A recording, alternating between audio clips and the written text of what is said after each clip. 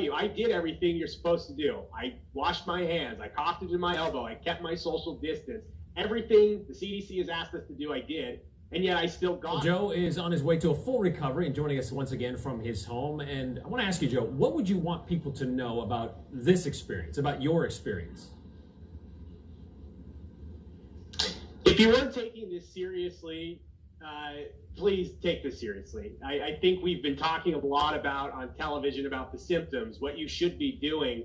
And firsthand, I can tell you, I did everything you're supposed to do. I washed my hands. I coughed into my elbow. I kept my social distance. Everything the CDC has asked us to do, I did. And yet I still got it.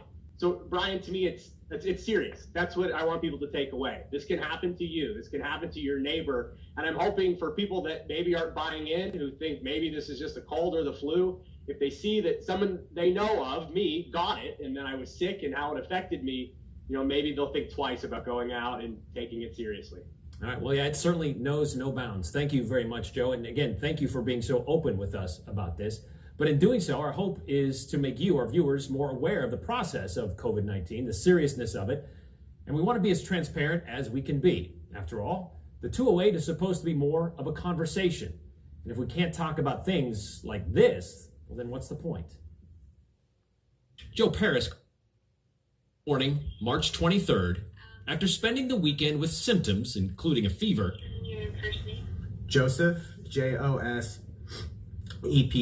Joe Paris called the COVID-19 hotline. Well, I woke up in the middle of the night twice because I was like gasping for air. I couldn't breathe. And finally about, 7:30, 8 o'clock this morning, I started making phone calls to my doctor, started calling hotlines. Have you had any signs or symptoms of a respiratory infection? It wasn't just Joe's sinuses the nurses wanted to know about. Have you had any gastrointestinal symptoms? I did. Vomiting, loss of appetite or diarrhea? I did last week.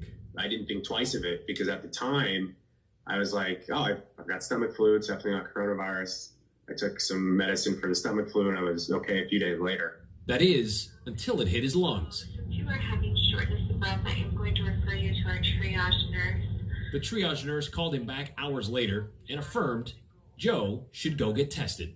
So that was it. I went first thing this morning. So you went down there and what happened? So within 15, 20 minutes of them actually opening at 10 a.m., we had some nurses who were in full gear. They had the face protector on, the shield, the mask. They actually came and gave me a mask because they didn't want me breathing on anyone. They come around to the side. They take a Q-tip and they have you lean back and they tell you this is going to be very uncomfortable. So, take a deep breath. We'll count out to 10 together. This needs to be up your nostril for 10 seconds.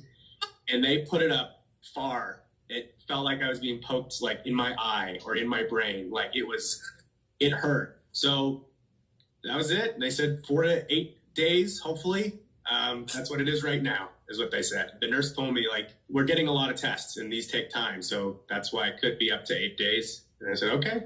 So Joe just hung out at home with his dog for a week, watching a lot of television. Yeah. Until he got a phone call from St. Luke's Tuesday evening. She says, has anyone called you from St. Luke's? I said, nope. She says, well, then I guess it's my job to tell you. You have a confirmed case of COVID-19 coronavirus. Your test results are back now. And then she started talking me through what I need to do. And so what do you need to do? Well, I need to stay put. I need to stay in my apartment until I'm cleared this weekend. So through this week, I got to stay in quarantine, continuing to self-isolate, go outside if you absolutely have to, limit contact with others. For the most part, though, just stay inside, stay in quarantine. When did the smell and taste thing kick in? Yeah, that was the most noticeable on Monday and Tuesday. I remember I was sitting on Tuesday morning, just having a small thing to eat, and I realized I cannot taste or smell anything.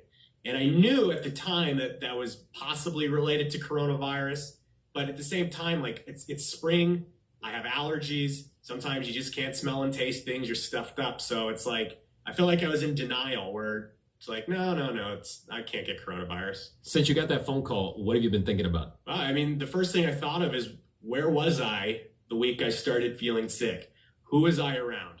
Who did I get it from? Where did I get it from? Do they know they have it? It's this feeling of guilt almost, where it's I have this thing. I hope I did not get anybody else sick. But then I start thinking, well, somebody got me sick and I'm not angry. It's what happened. I got coronavirus. I'm very lucky I had a mild case and I'm doing much better now.